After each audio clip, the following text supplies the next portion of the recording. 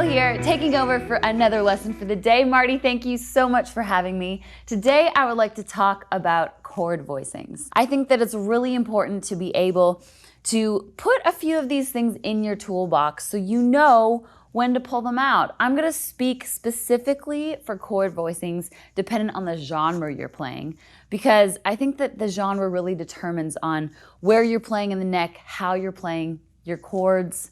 So let's get into this. So the first genre I would like to start with is country. Country, I find, uses a lot of open chords because you can include a bass line in your chords. You can include a lot of lead lines transitioning through different chords. And of course, with a capo, you can take all of those things that you learned and then apply them to whatever key you're playing in. Let's take a look at this. So open chords are usually in your first position. An open G would look like this. I play my G like this all the time. D, C, A, E. So these are all your open chords. In your first position, usually right by the nut there. And in country, open chords are really cool because you can incorporate some bass lines. So like this.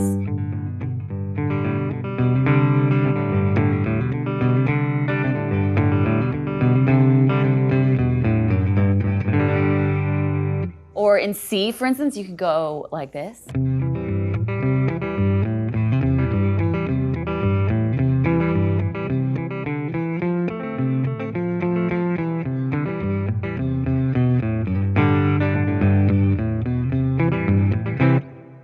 So you can incorporate all of these little lead lines and bass lines around your chords, and it really kind of leans itself to country chord progressions.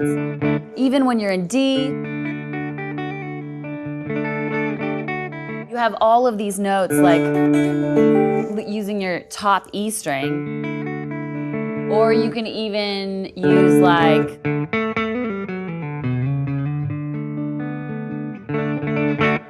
so open chords and country music really mold together well. The second genre I want to talk about is rock. We all love rock so much, and something that you may have heard of before is a power chord. Now, a power chord is just a fancy word for saying just a simpler chord. It has no third in it. It only has a root and your 5 in it. You can play them around the neck. It's not gonna get too muddy. It just basically gets right down to the chase. If you are familiar with this song,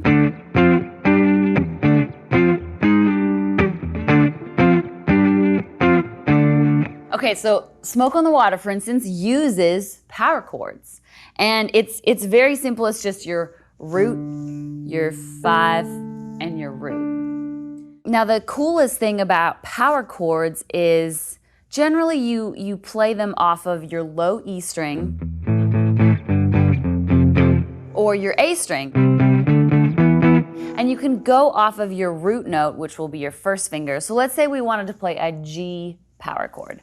We would start on the 3rd fret with your G note here. Then we'd get your 5 note, which is a D, on the A string on your 5th fret. And then your D string on the 5th fret as well. So it just has these 3 fingers, and then you take this same shape and you can move it anywhere you want on the neck off of your root note of your first finger here. So a G power chord. Let's say we wanted to move a D power chord. You could either go to this D up here on your 10th fret, or we could go to the D off your A string on the 5th fret.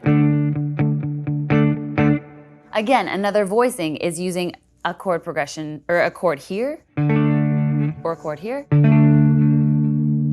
Definitely playing things up the neck will sometimes give you a warmer tone. If you move down the strings, it sometimes gives you a little bit more brighter of a tone. So you can experiment with it and figure out what works for you and what works for the song you're playing. Now next, I like to move to blues. Blues is a genre that I love. It's so near and dear to my heart. The thing I love with blues is it's very pattern based on your chord voicings. So if you're playing a 1-4-5, sometimes you hear those terms in E, for instance. That's just a fancy way of saying you're playing E, A, and B. The thing I love about blues chord voicings is they can be based a lot off of different positions up the neck. So you may have watched my guitar lesson on the caged system. That is just another fancy way of saying that you can have E chords all the way up the neck, you know? And the greatest thing I love about blues music is you can play your E,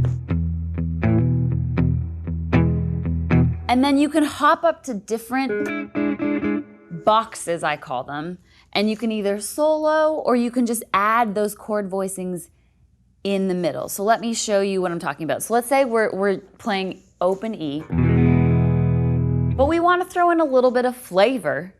I use this version of E, which is kind of based off of your E note of I guess on your B string.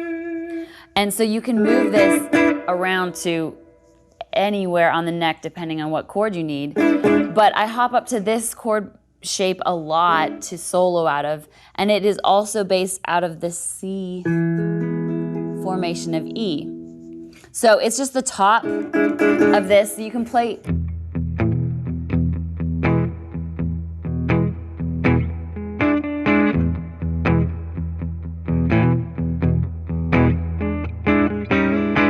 And so it's a way of just playing a same E chord, but adding a little bit of different flavor. Now I'll give you one more for blues. I also really like kind of going to the G shape of an E chord. So the full thing would look like this. But sometimes when we're in the middle of a song, and if we just want to, again, add a different flavor, we can play our open E, and then I can hop up to this.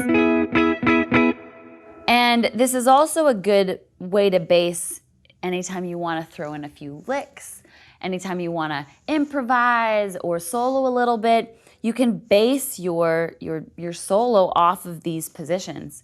But chord voicing wise, we can play our E.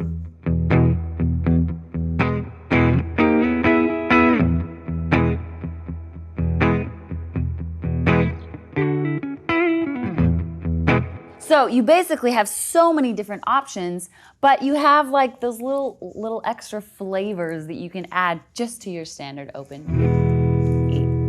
Okay, lastly, I would like to talk about pop music.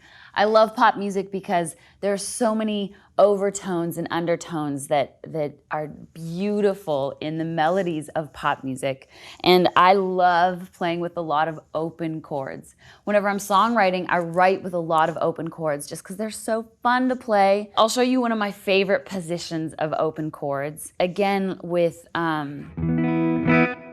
a capo, you can move these all the way up and down the neck. Sometimes when I'm playing in different keys, I will definitely do that in the studio. Let's stick in the key of E for now. We're gonna go to your A shape of an E chord. So it is up here on the 7th fret on your A string. And then you'll have your fingers on the 9th fret on your D and G string. And you're basically not even gonna bar the fret. You're just going to play these 3 notes, and then you're gonna play the rest of your guitar open. So it sounds like this. And it's just so beautiful. It rings so loudly. It's different than this open E, because it just has different overtones. So sometimes when you're playing with your friends and you have 2 guitar players, it's cooler to have one person play this E, and maybe the other person play this E. And the other thing I love about this position is you can play a lot of your chord progressions off of this same area. So you don't need to go, okay, I'm gonna play my E here, and then I'm gonna play my A, and then I'm gonna play, you don't need to jump around. If one person sticks to this area of the neck, then the other person can stick to this area of the neck and only play chords voiced in these 3 frets almost. So if I had a chord progression E, A, B, A, let's say, I would play it all here. And again, this is one of my favorite spots to play open chords, because you don't even have to move these 2 fingers for the E and the A. I'll show you what I mean. And really for the B, you just gotta move 1 finger, I guess. So your open E looks like this. Your open A, all you do is lift off your first finger and play your open A string. Doesn't that sound pretty? And then with your B, you put your first finger on the 7th fret on your E string, and then you just gotta move your pinky finger to the 8th fret, and you can still play it open. So a chord progression could sound like this.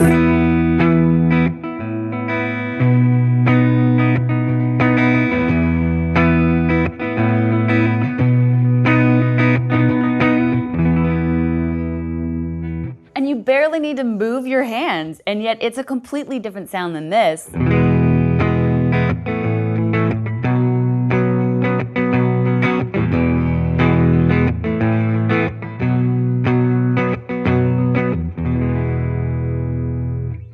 So those are just a few little tips and tricks for different options of chord voicings up and down the neck. It really depends on what genre you're playing and the song you're playing, but try them out and see what you think. Make sure to come and say hi on my channel. Our links are below. Subscribe and follow Marty Music, and we'll see you guys next time.